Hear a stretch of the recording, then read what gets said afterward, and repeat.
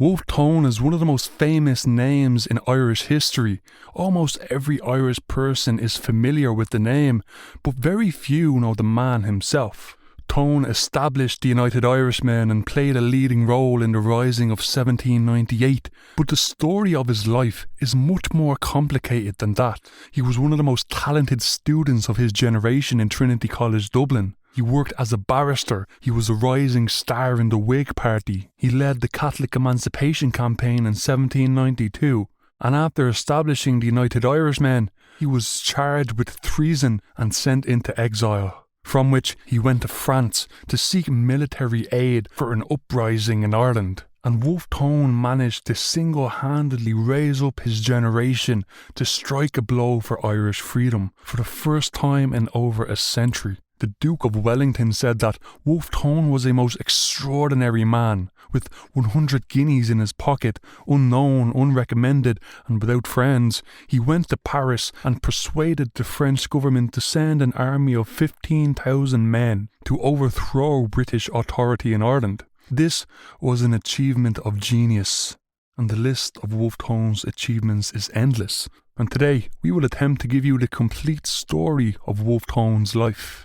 Wolfe Tone was born in Dublin City to a middle-class Protestant family in June 1763, the first of 4 children. Little is known about his mother except for the fact that she was the daughter of a Catholic named Lambert, who served as a sea captain in the West India trade. Tone's father worked as a coachmaker, and coachmaking was a respectable and lucrative trade in 18th century Dublin, as coaches were expensive luxury items mainly used by the upper classes. The Tone family lived in a newly built house in Stafford Street, now known as Wolfe Tone Street, where they had servants, and they had over 200 acres of property in County Kildare around the Bodenstown area. The family inherited the land in Kildare after the death of Tone's grandfather and namesake Theobald Wolfe, who was a distinguished barrister and politician. Wolfe Tone's education began at home, where he was steeped in the current literature, drama and poetry of his day. His genius was evident from an early age,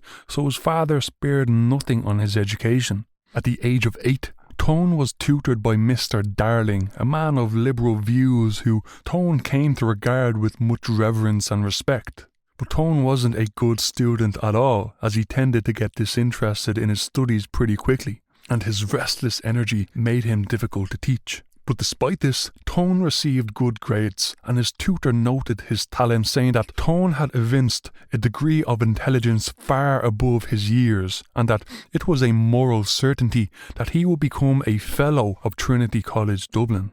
But Tone had other ideas. He didn't want to go to Trinity. While he was skipping school or going on the Mitch, he would go to the Phoenix Park, and while there, he would witness these extravagant military parades. He saw hordes of redcoats and cavalry marching in unison to the sound of military drums, and it was the sights and sounds of these military shows that intoxicated the young Tone. And as a result, he developed an interest, or you could say an infatuation with military life, and he was determined to become a soldier. He begged and pleaded with his father to allow him to enlist in the army and allow him to serve in the American colonies. But his father was happily stubborn and insisted that Tone take up his place at Trinity College Dublin. And Tone begrudgingly submitted to his father's wishes, and he entered Trinity in 1781 when he was 18 years old. But his desire, his hankering for a military life never quite left him. Tone's years at Trinity coincided with the peak of the Irish volunteer movement and the campaign for legislative independence for Ireland.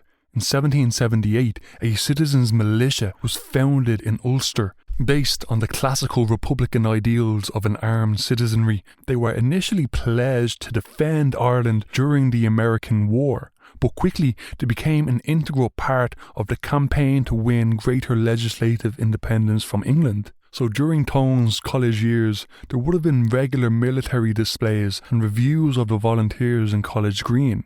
And it was through the threat of physical force from the volunteers that the campaign for legislative independence culminated in the Constitution of 1782 and the establishment of the Irish House of Commons in College Green. and Tone, dressed in his Trinity College gown, would be a regular visitor to the gallery of the Irish House of Commons, observing its proceedings and socialising with the upper classes of Irish society. And while Tone studied at Trinity College, he quickly distinguished himself as being one of the most exceptional students of his generation. By the time he graduated in 1786, he was awarded scholarships and premiums, but most importantly, he earned 3 medals from the College Historical Society. And the Historical Society was no ordinary debate club. It was founded by Edmund Burke in 1745 and contained a programme of historical study and rhetoric and oratory, which was intended to prepare its members for public life. And it was within this society that Tone received his real education, if you will, and he developed skills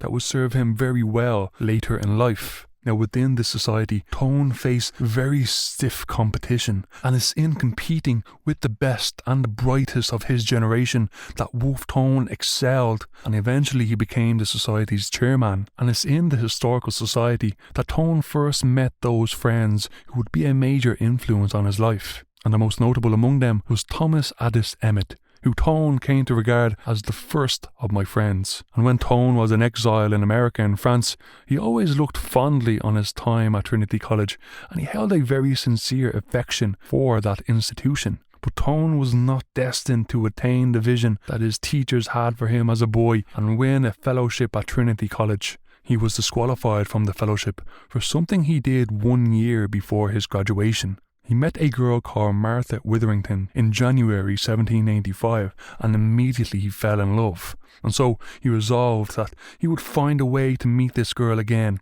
and ask her out.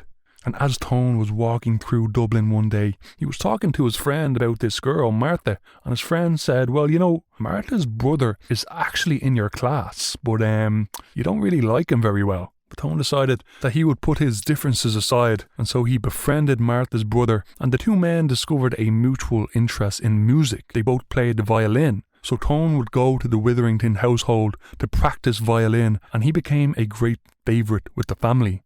Tone and Martha eventually became infatuated with each other, and after a few months of courtship, Tone proposed to her, and she said yes, and they ran off together, much to the dismay of her parents. But nevertheless, they got married, which disqualified Tone from getting a fellowship. So after graduating from Trinity, he resolved to follow in his grandfather's footsteps and pursue a career in law and become a barrister. He moved to London in early 1787 to study at the Temple, leaving his wife and child behind in Dublin. It was in a small apartment in London that Tone lived and studied, and soon he was joined by his brother William, who spent almost 8 years of service with the East India Company. And the two brothers went sightseeing across London and Britain, and Tone wrote about how he was impressed by the neatness of English villages and estates. And his impression of London was generally positive. He was particularly enthusiastic about the capitalist developments in the economy and the prosperity that commerce brought to the city. And Tone had a special affection for his brother William, and he wrote that he had an inexhaustible fund of pure Irish humour. We were often without a guinea, but that never affected our spirits for a moment, and if I ever felt myself oppressed by some untoward circumstance, I had a never-failing resource and consolation in his friendship, his courage, and the invincible gaiety of his disposition, which nothing could ruffle.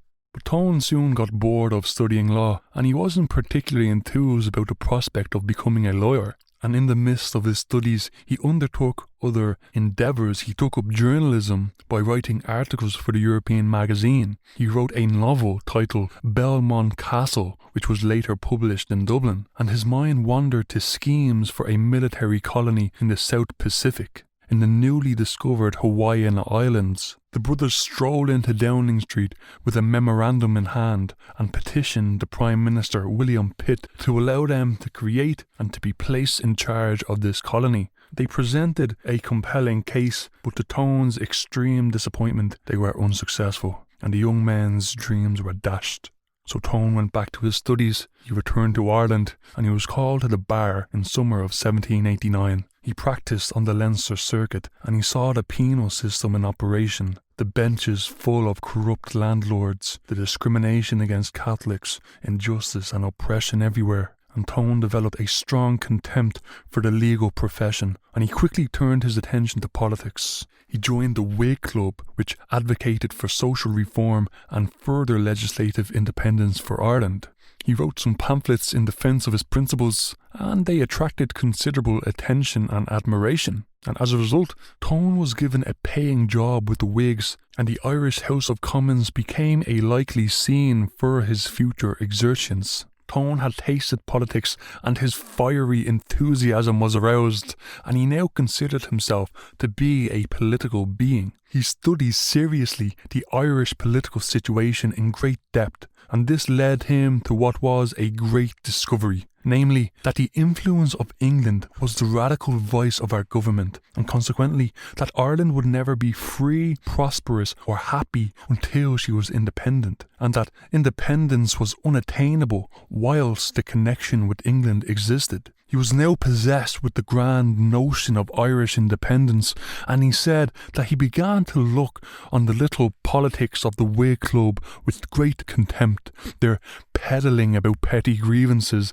instead of going to the root of the evil. But Tone continued to write his pamphlets, and in the summer of 1790 he wrote a pamphlet which, he said, advanced the question of separation with scarcely any reserve or disguise. And the impetus was a dispute that had arisen between Britain and Spain over the issue of Chinese trade. Britain prepared for war and began a recruitment campaign in Ireland. And it was assumed everywhere that when England went to war, Ireland was also ipso facto at war. Tone published The Spanish War, in which he attacked the notion that Ireland had an obligation to follow Britain to war, and he made the case for Irish neutrality. Ireland would have nothing to gain from the conflict, any more than if a dispute arose between the Emperor of Japan and the King of Korea. He examined Irish history, and he asked the question, when did English arms ever support Irish interests? Time and time again he said, the profit will be to England, and Ireland will be left to console herself for her treasure spent and her gallant sons fallen. But the war was averted, and the pamphlet received little traction. Its publisher quickly received scathing complaints from prominent politicians and bishops, and he withdrew the publication, for which Tone said, his own gods damn him. As Tone's political ideas were growing to maturity, he was developing friendships and connections that would be instrumental to this process. On one summer evening, Tone was in the public gallery in the Irish House of Commons, where he encountered Thomas Russell for the first time. And Russell was, by all accounts, a very impressive man. Mary Ann McCracken said that he was a model of manly beauty, more than 6 feet tall, majestic in stature, and martial in his gait and demeanour. Tone and Russell quarrelled over politics, but they resolved to continue the conversation again, and they became good friends. Russell eventually wrote to Tone and asked him to suggest some resolutions to put forward for consideration for the Whig Club in Belfast. He did so, but one of his resolutions, which stated that no reform could be just or efficacious without the inclusion of Catholics, was rejected by the men of Belfast, who were predominantly Presbyterian. Upon hearing this news, Tone was disgusted and furious. My present impression is to become a red-hot Catholic, said Tone. And so he picked up his pen and he proceeded to write what was to become the most famous pamphlet in Irish history, an argument on behalf of the Catholics of Ireland, which was published in August 1791. At this time, Tone did not have a single Catholic friend, and the instinct that moved him to raise his voice in defence of their cause was not understood, not even to Tone himself. He had nothing to gain from it, but he had everything to lose. In this famous document, Tone wrote, I am a Protestant of the Church of England, as by law established, a mere lover of justice and a steady detester of tyranny. Establishing his credentials, he then proceeded to point out to his readers that not only were Catholics capable of liberty, but that there could be no liberty for anyone in Ireland until Irish men of all denominations united against those that governed them. Point by point, he smashed every objection to emancipation. The Catholics are ignorant, so they're unfit for liberty. They are ignorant, Tone said, because they are excluded by law from the possibility of education. Well, they're all Jacobites, and they might favour the pretender. "The man is dead," was Tone's reply. "Maybe the Catholics will be corrupt in Parliament." Tone said that no change can easily be for the worse. The pamphlet had an enormous impact and quickly ran through several editions. It was distributed widely, not just in Ireland, but farther afield abroad in France and England and America, and the noted English reformer Joseph Priestley tried to buy 6 copies of it. Tone's skillful arguments and rhetoric, infused with the powerful passion and literary style that was characteristic of Tone, presented a very formidable case. And after publishing the pamphlet, another effort was made by the Whigs to win him over into their camp, and a very generous offer was made. Tone could have held a high status and lucrative position among the wealthy and powerful of Ireland, but Wolfe Tone had already made up his mind. He would never sell himself to the highest bidder. He would stand or fall with the persecuted Catholics, and so the offer of the Whig party was turned down. And Tone wrote in his autobiography, "The fact is, I was devoted most sincerely to their cause. I would have sacrificed everything to ensure their success. I would not have deserted my duty to the Catholics if the whole patronage of the government were consolidated into one office and offered to me as the reward." After turning down the offer from the Whigs, Tone was invited to Belfast by certain patriotic leaders to set up a new political club. In October 1791, in the company of Thomas Russell, he arrived in that city. And he also decided at this time that he would keep a journal and would continue to do so while he was engaged in matters that he deemed to be of sufficient importance. And judging from Tone's journal entry during his time in Belfast, it appears that he and Russell spent most of their time either drinking or recovering from the consequences of overindulgence. But there was a serious side to all the drinking and late nights, because Tone was becoming acquainted with the radicals of Belfast, men like Henry Joy McCracken and Samuel Neilson among others. And ultimately they established a new society to outflank the Whig club.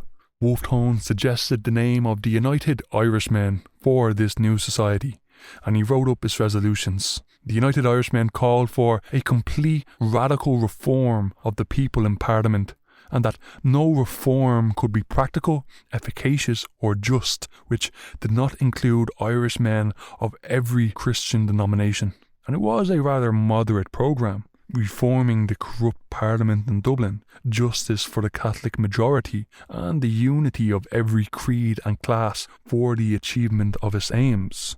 And these mild policies would be the main focus point for the United Irishmen in the early years of the 1790s. But of course, Tone's mind had already advanced far beyond those policies. He discovered already the purpose of his life: to subvert the tyranny of our execrable government, to break the connection with England, the never-failing source of all our political evils, and to assert the independence of my country. And he recognised that the only way to attain that end of a free Ireland was to get rid of the religious distinction that held the Catholics in Ireland as serfs.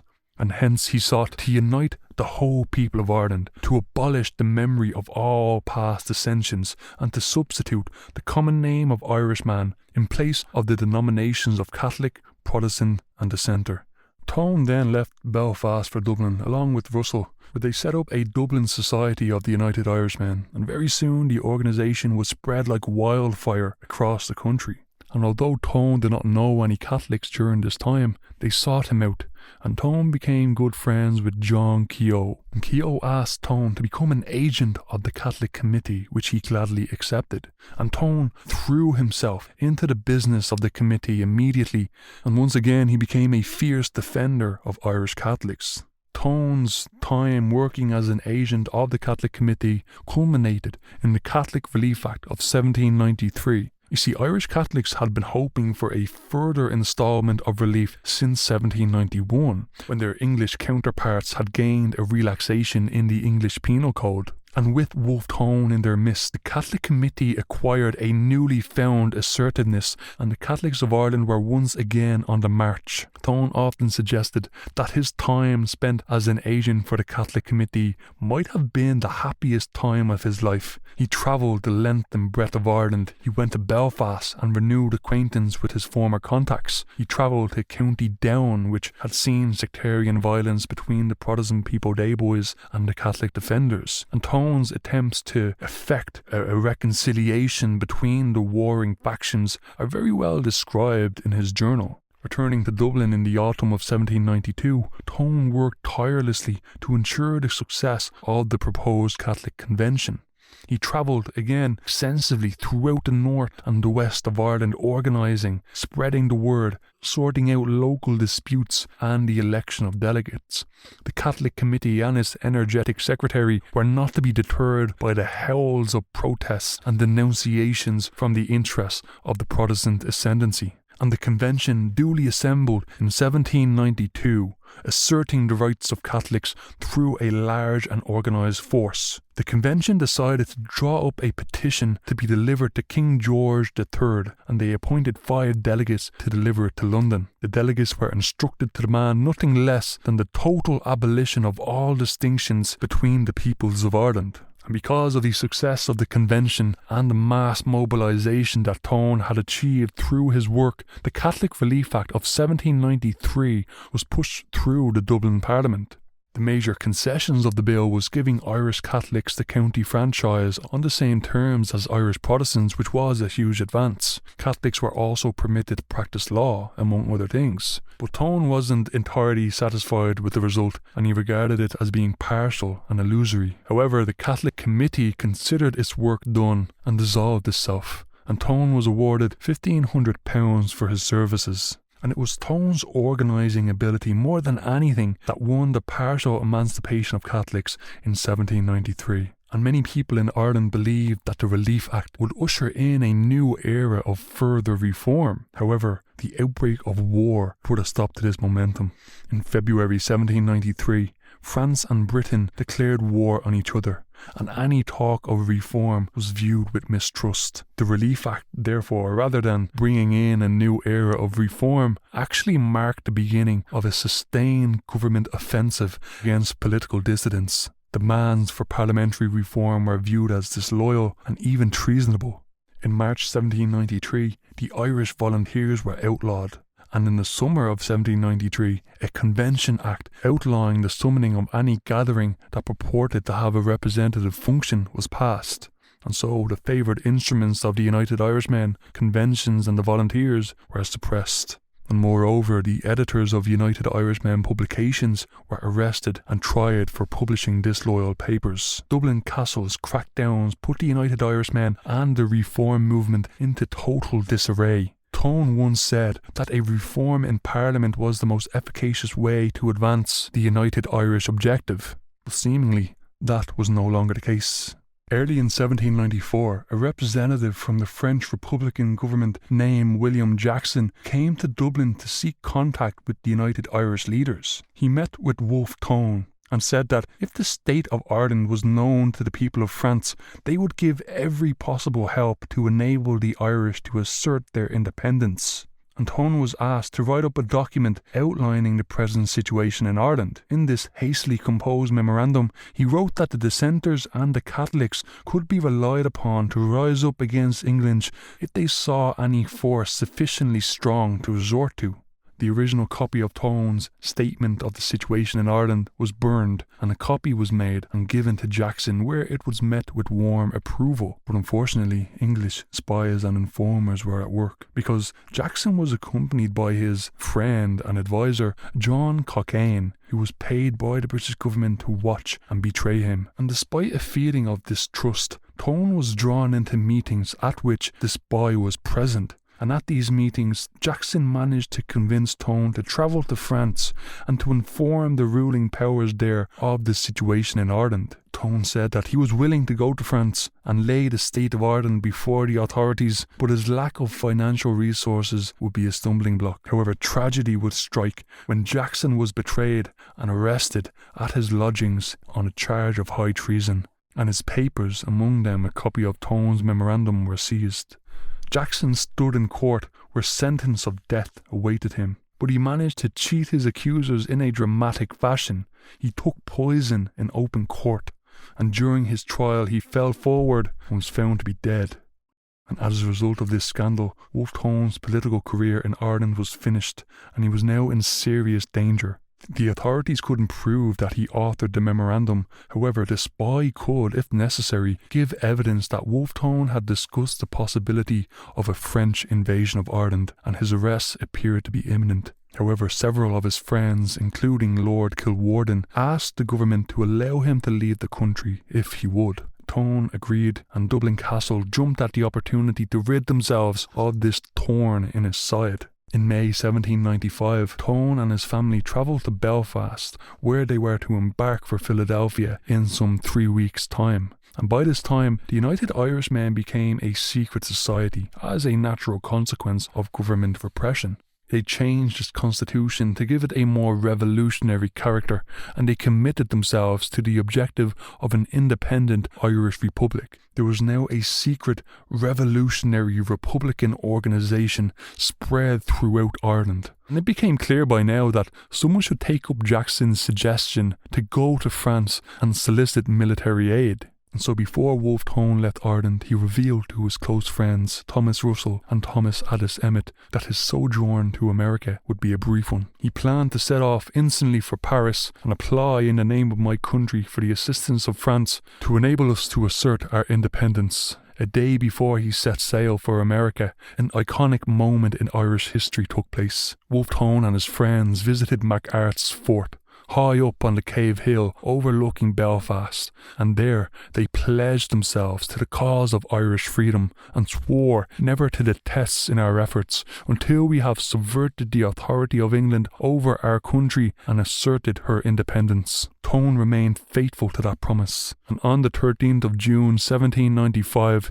he set sail for the United States. Upon arriving in Philadelphia, the then capital of the US, Tone approached the French minister Pierre Adet. The minister in bad English and Tone in bad French struggled to understand each other as Tone set forth the case for Ireland. Tone was requested to write a memorial to the French government containing all that he had to say on the subject of Ireland, and this memorial was forwarded by Adet to France with his strongest recommendations. However, Tone found the response of the French government to his memorial to be underwhelming, and he became disillusioned. So he decided that he would buy a plantation of 180 acres in New Jersey, and he prepared to settle down for life as an American farmer.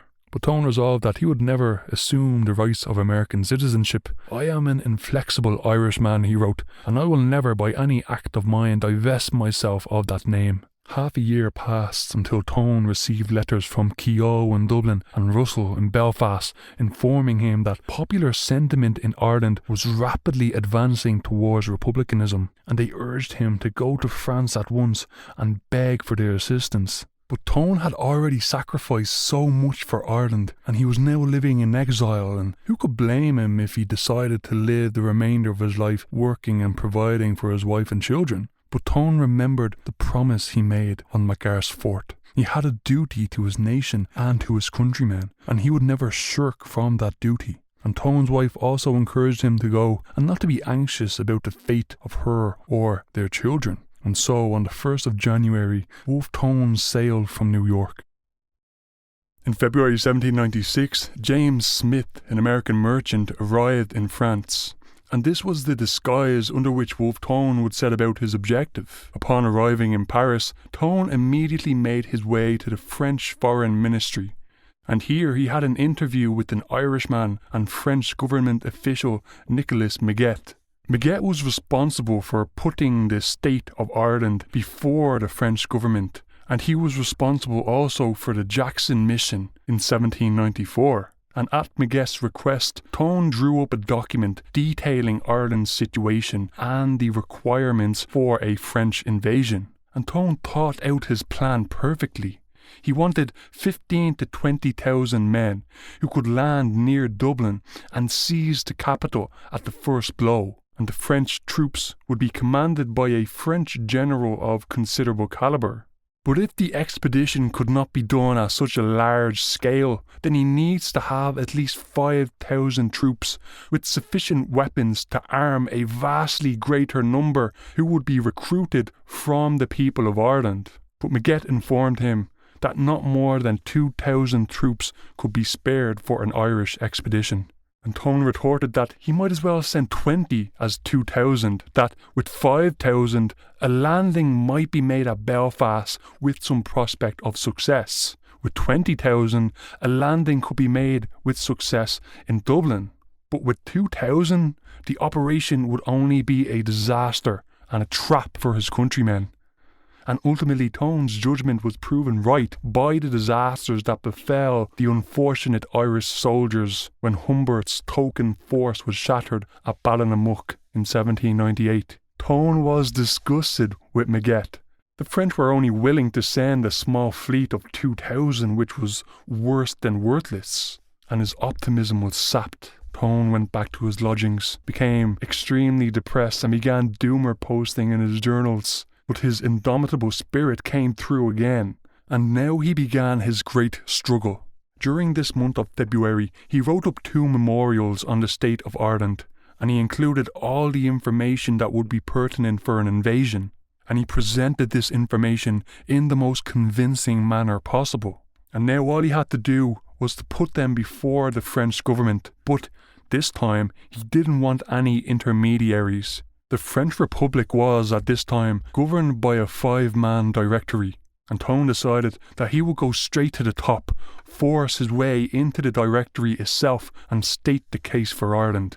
As he took this decision, he wrote in his journal, "I here solemnly call God to witness the purity of my motive and the uprightness with which I shall endeavour to carry myself through this most arduous and difficult situation." He walked to the building of the directory full of anxiety, conning speeches in execrable French all the way. And on arrival, he entered the first office he came to, and he demanded to see Carnot, the organiser of victory, and he stated that he wished to communicate with him on the actual state of Ireland.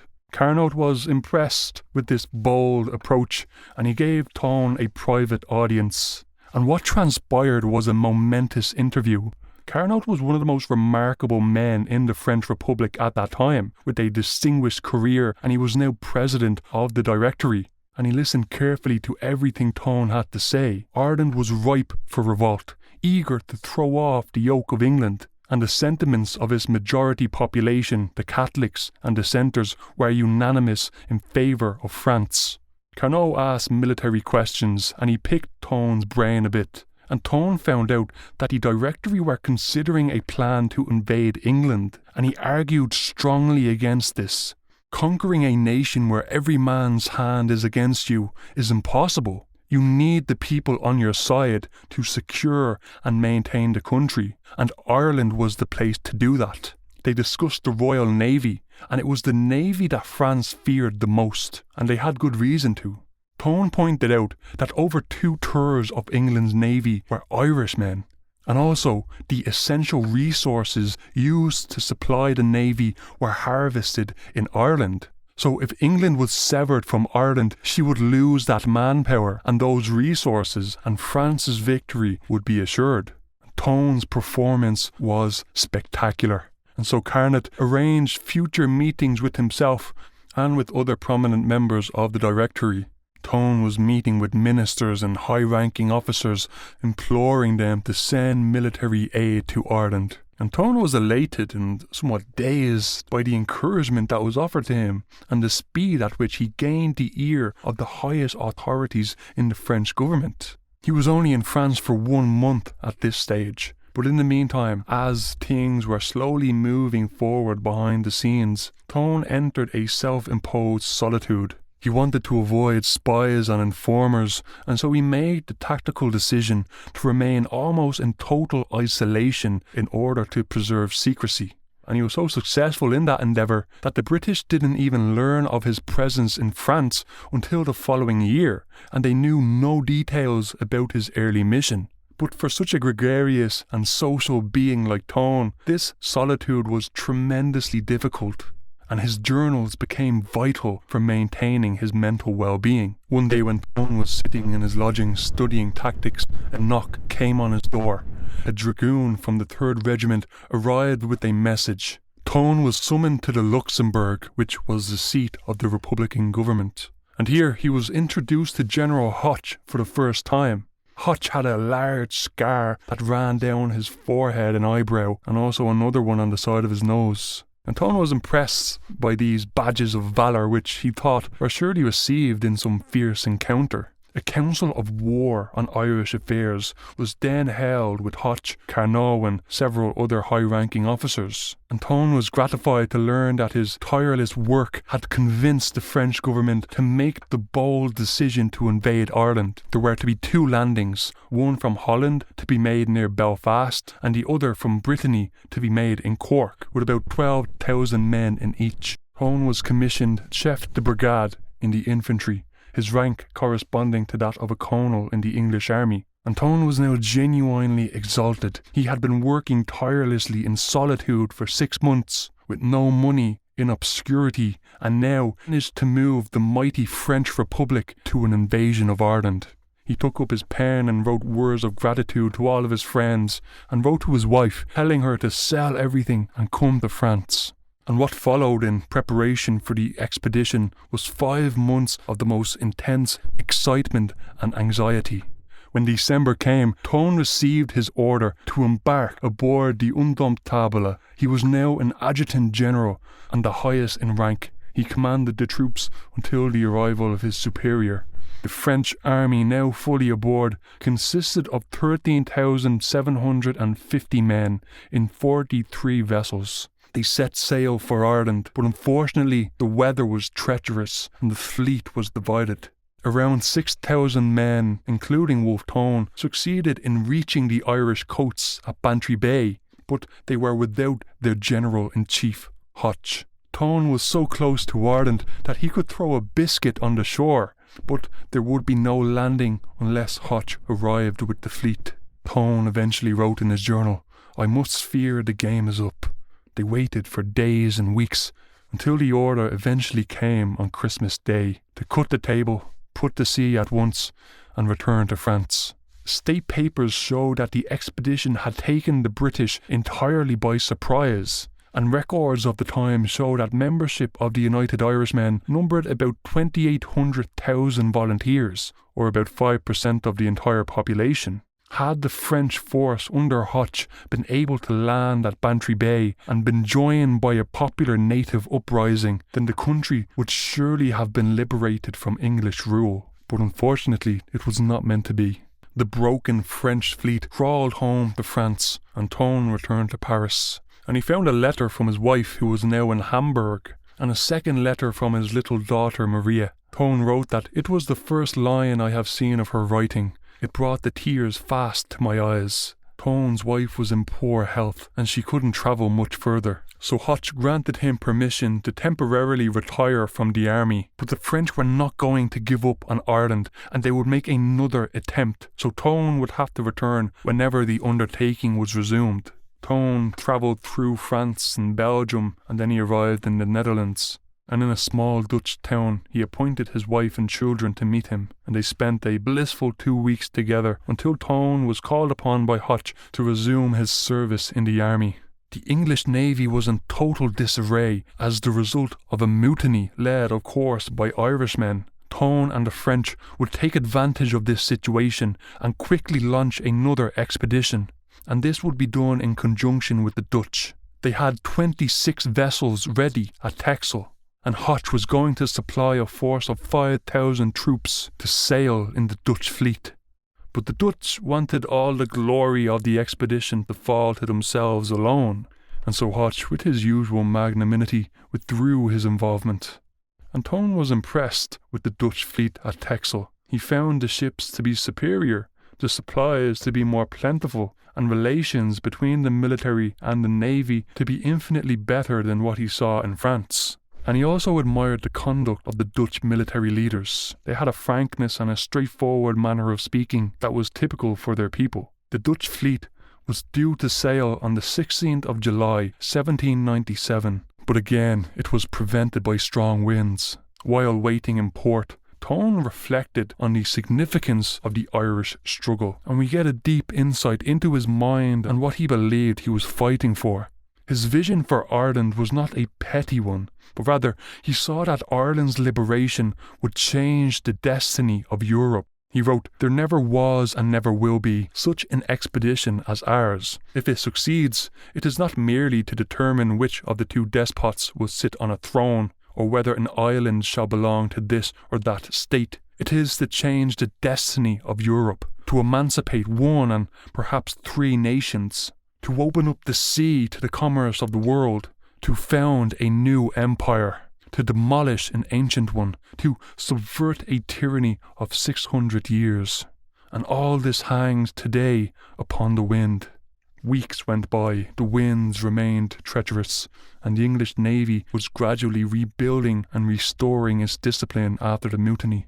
In early August, news came that an English fleet was growing stronger day by day, and they guarded the sea outside the port. Tone read into this the assurance of defeat, and he was right. Finally, there was a battle in which the Dutch were defeated, and so that was the end of the second expedition. Tone returned to Paris only to find that his greatest French ally, General Hoche, had died of tuberculosis. He passed away in the prime of his youth, and now his deeds are almost entirely forgotten, being eclipsed by his rival and his successor, Napoleon Bonaparte. And the loss of General Hoche was irreparable to the Irish cause.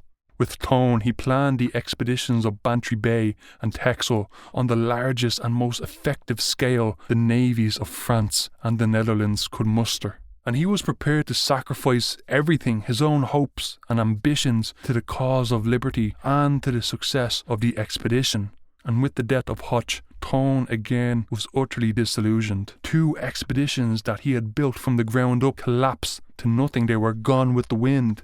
Years in exile, away from his friends and family, working, writing, persuading day and night, all leading up to failure as a result of circumstances which were entirely beyond his control. Meanwhile, back at home, the United Irishmen were facing intense persecution. Sectarian violence engulfed Ulster, the reign of terror by the Orange Yeomanry and the Dublin Castle militia intensified throughout the country. But here, we get a glimpse of Tone's unconquerable spirit. He recited his old mantra, "'Tis but in vain for soldiers to complain," and he threw himself in with renewed enthusiasm for another undertaking, for another expedition, despite the challenges. With General Hoche dead, Napoleon was summoned by the French Directory to take Hoche's place in directing the invasion of Ireland. And Wolfe Tone resumed his rank as an adjutant general, and he went to Napoleon's house on the 18th of December 1797 to discuss the invasion. Tone wrote of his impression of that great man Napoleon Bonaparte. He said, "He lives in the greatest simplicity. His house is small but neat, and all the furniture and ornaments in the most classical taste. He is about 5 feet 6 inches high, slender, and looks well made, but stoops considerably. He looks at least 10 years older than he is, owing to the great fatigues he underwent in his immortal campaign of Italy. His face is that of a profound thinker. It bears no marks of that great enthusiasm and unceasing activity by which he has been so much distinguished. It is rather, to my mind, the countenance of a mathematician than of a general. He has a fine eye and a great firmness about his mouth. He speaks low and hollow." Tone was received with cold civility by Napoleon, and he said very little as Tone attempted to explain the situation of Ireland to him. And he found that Napoleon had very little knowledge of the actual state of Ireland. For instance, Napoleon believed that Ireland had a population of less than 2 million, when in fact it was almost 5 million, and his ignorance, of course, reflected the efforts of British anti-Irish propaganda, whose aim was to represent Ireland as an island whose population was so small that it couldn't be of any particular use to a rival power. Tone had many interviews with Napoleon, and he found him to be inscrutable. He was courteous and an excellent listener, but he didn't engage in much conversation. Tone wrote, "We have now seen the greatest man in Europe 3 times, and I am astonished at how little I have to record about him." Napoleon's mind was like an iceberg. Most of it was beneath the surface, and very little was made manifest. But Tone was nevertheless content, and he was optimistic because he believed that the invasion of Ireland was about to be made under the greatest living military general. Meanwhile, throughout the winter of 1797 and 1798, as Tone was in dialogue with Napoleon, the United Irishmen were formulating a new military strategy. After the Dutch expedition failed, they were losing hope for French support, and they felt compelled to adopt a go-it-alone military strategy that would be focused on Dublin. They began their work of strengthening their organisation around the capital and expanding into South Leinster. The planned insurrection was to be a three-phased affair. Firstly, they would capture strategic positions within Dublin City. This would be coordinated with the establishment of crescent positions outside North County Dublin, Meath, Kildare and Wicklow. And then there would be engagement with government forces in the counties beyond to prevent reinforcement. And on the 12th of March 1798, the Leinster Committee of the United Irishmen met up to decide upon a date of action. However, an informer was in their midst, who was no other than Wolfe Tone's brother-in-law, Thomas Reynolds. With one swoop, all of the Leinster leadership were arrested, including Thomas Addis Emmet. However, Lord Edward Fitzgerald was late to the meeting, and he managed to avoid capture, and he went on the run. And 3 weeks later, in April 1798, martial law was declared. Hordes of yeomen and militia traversed the Irish countryside, orchestrating a campaign of terror. Old men, women and children were not spared from their brutality. It was at this time they began their practice of pitch-capping those they suspected to have Republican sympathies, and this involved placing a cap of boiling tar on the scalp of their victims. But nevertheless, in spite of the capture of much of the Leinster leadership, a desperate attempt was made to reconstitute the United Irishmen leadership, and the 23rd of May was decided upon as the date for a general rising. Wolfe Tone was eagerly keeping abreast of the deteriorating situation in Ireland. He placed all his hopes in Napoleon and the great army at his disposal, but Napoleon's whereabouts at this point were totally unknown until May 1798. Wolfe Tone received the disquieting news that Napoleon had embarked at Toulon and was setting sail for Africa. And then it became clear the Irish expedition was used as a cover, and the French would direct their real efforts towards an invasion of Egypt. Wolfe Tone and Ireland were betrayed. Napoleon made the decision to abandon Ireland and focus on the East to regenerate those regions and to become a founder of a glorious new empire that would shape Europe and the world for centuries to come. And that single decision transformed the fate of the earth. Years later, as he languished in exile, Napoleon reflected on this decision, and he wrote, "If instead of the expedition of Egypt I made that of Ireland, what would England have been today, and the continent, and the political world?" Wolfe Tone knew the answer to that question, and he understood the disastrous decision that Napoleon had taken. By raising up Ireland, the power of Britain could have been crushed forever, considering how integral Ireland was to the empire and to the Royal Navy specifically in terms of resources and manpower. And it was at the hands of Britain that Napoleon ultimately fell. Meanwhile in Ireland, disaster struck yet again. A few days before the rising was about to commence, Lord Edward Fitzgerald arrived in Dublin from his safe house in the countryside to lead the insurrection, but he was discovered in a house on Thomas Street. But he would not be put down easily. He fought like a lion against those who sought his arrest. He killed one of them and shot another, but he was fatally wounded himself. The man to whom the entire nation could look up to as a leader lay dead, with no one left to fill his place. There was hesitation and confusion, and the plan to capture Dublin from within had to be abandoned.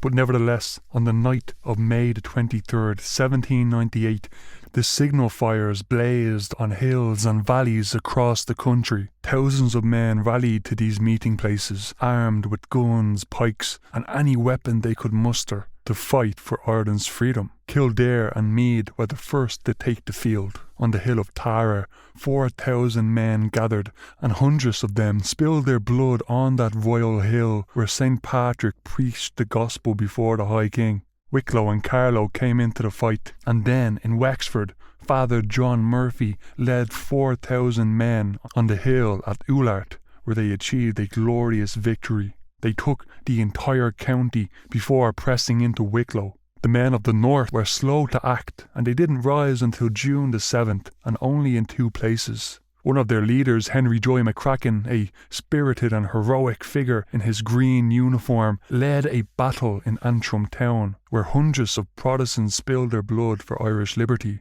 But these were all partial insurrections, with no real plans or leaders or arms, and as such, by the end of June, they were decisively crushed and overpowered by the Crown forces. A reign of terror then followed, which was unprecedented, and unspeakable atrocities were committed.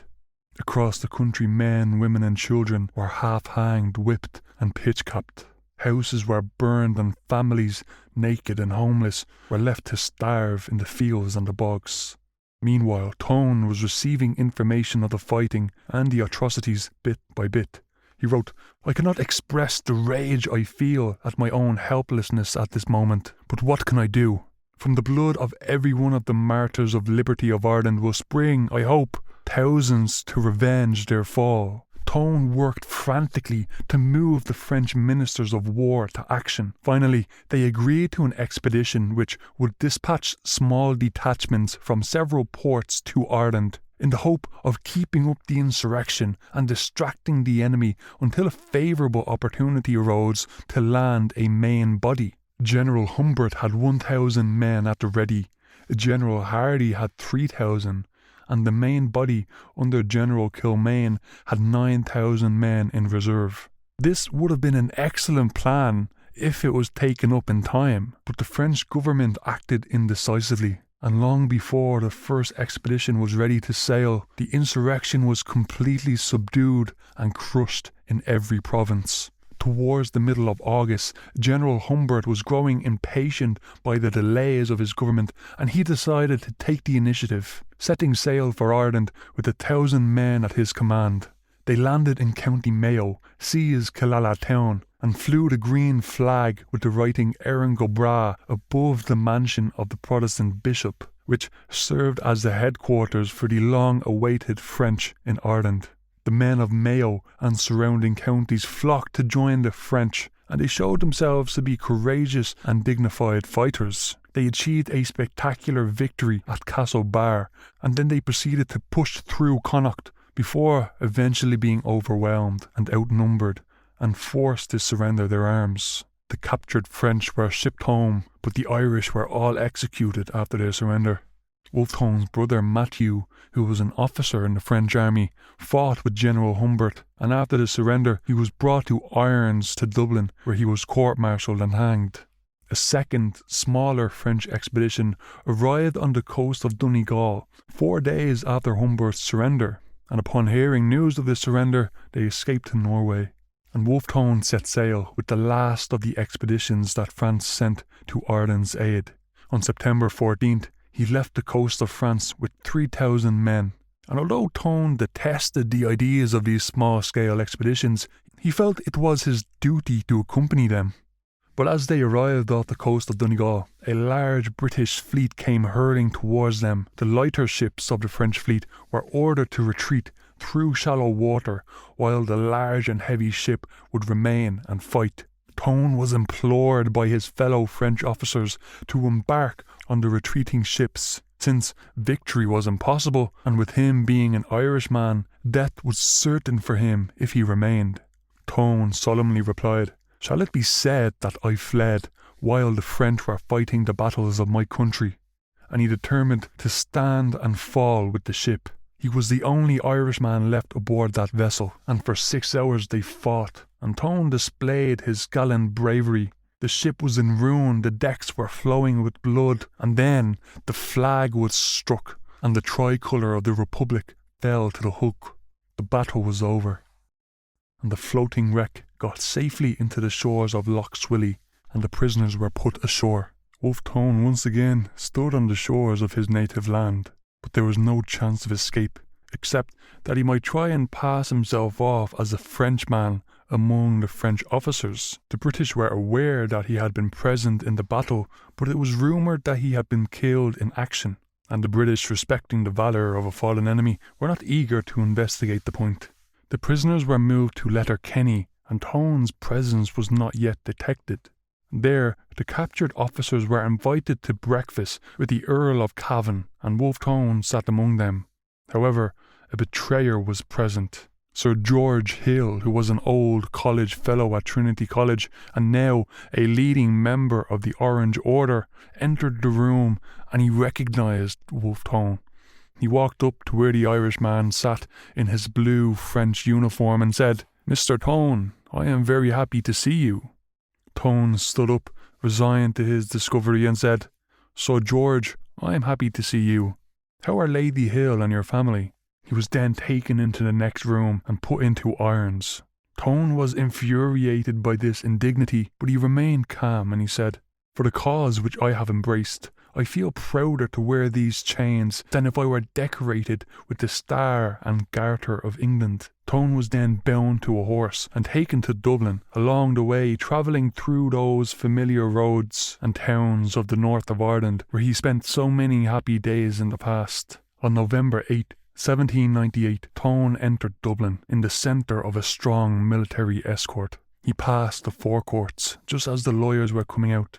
William Drennan wrote, "It is said he looked well and unembarrassed." Tone was then taken to Provost Prison of the Royal Barracks, which is where his court-martial took place. And the court-martial was an illegal act, even under British law, since martial law was not in operation at the time and the civil courts were in session. But nevertheless, the court was packed with people and the press followed the events with obsessive interest. Tone was brought in wearing a fully decorated blue uniform of the French army. His bearing was cool, calm, collected, and quietly defiant. Charges of treason were read out. Tone was reluctant to accept the word traitor, but he pleaded guilty to the charges made against him and asked the court's permission to explain his actions. The court would hear his address, provided he confined himself within the bounds of moderation. Tone rose and began in these words, "I mean not to give you the trouble of bringing judicial proof to convict me legally of having acted in hostility to the government of His Britannic Majesty in Ireland. I admit the fact. From my earliest youth, I have regarded the connection between Great Britain and Ireland as the curse of the Irish nation, and felt convinced that, while it lasted, this country could never be free nor happy. My mind has been confirmed in this opinion by the experience of every succeeding year, and the conclusions which I have drawn from every fact before my eyes. In consequence, I was determined to employ all the powers which my individual efforts could move, in order to separate the two countries." Tone continued, and he delivered one of the most moving speeches that had ever been uttered in an English court. And it is said that even the judges were moved by the speech. And after he finished, silence followed for a while, and it was Tone who broke the silence. He requested the death of a soldier by firing squad, and this was the treatment that the rulers of France granted to Frenchmen who were found in arms against them. But the English were never magnanimous towards an Irishman. The honourable officers constituting the court-martial determined that he should die the death of a criminal, that he should be hanged within 48 hours. Tone accepted his fate, returned to his cell, and he asked for writing materials to begin making his last preparations for death. He wrote letters to the Directory of the French Republic, offering thanks and gratitude for the honour of serving the Republic. He wrote, "I have sacrificed for the Republic all that man holds dearest, my wife, my children, my liberty, my life." He pleaded for the French to support his wife and 3 children, who were about to lose their sole provider. He wrote letters to friends and family at home and abroad, and then a final one to his wife. It was on the evening of Sunday when Tone wrote his final words, and his resolution now was to escape the dishonour of being hanged as a traitor in his French uniform.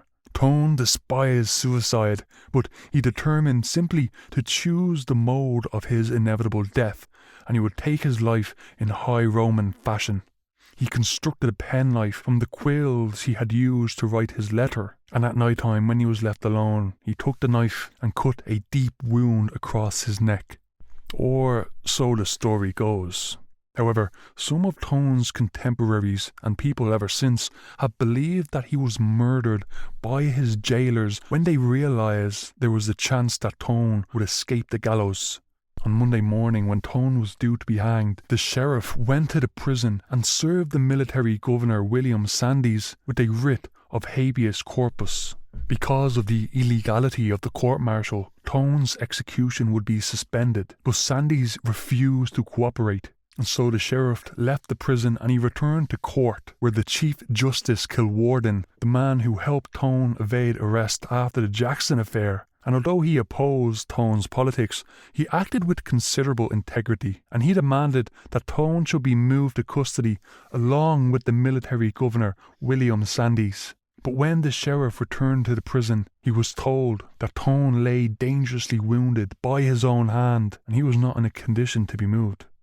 William Sandys was a vindictive man who came from a loyalist family, and he had a brother who died in the Battle of Vinegar Hill during the Rising of 1798. He had a reputation of being cruel towards Republican prisoners, so there was certainly a personal incentive for him to murder Wolfe Tone, and it is believed that he did so in the interval between the two visits of the sheriff. Tone lay in prison for 7 days and 7 nights mortally wounded, but retaining full use of his faculties. But nobody was allowed to visit or speak with him, and so he lay there, perhaps reflecting on his short but well-lived life. And then, on the morning of the 19th of November, the end finally came. Tone's doctor, who was a French exile working for the British, told him that if he attempted to move or speak, he would die instantly. Tone made a slight move and said, "I can yet find words to thank you, sir. It is the most welcome news you could give me. What should I wish to live for?" He then fell back and passed away.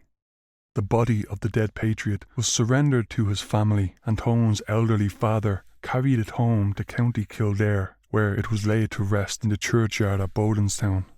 Patrick Pearse once described that spot in Bodenstown as the holiest place in Ireland, and indeed of all the figures in Irish history, there is no man who better embodies the natural virtues. Wolfe Tone was brave and courageous, he acted with honour and integrity, he was a faithful friend and a beloved husband, and he sacrificed everything he had, a promising career and a wholesome family life, and even life itself, for an unselfish end. The line that Tone wrote upon hearing of Lord Edward Fitzgerald's death seems like a fitting epitaph for Tone himself. "The only way for us to lament his death is to endeavour to revenge it."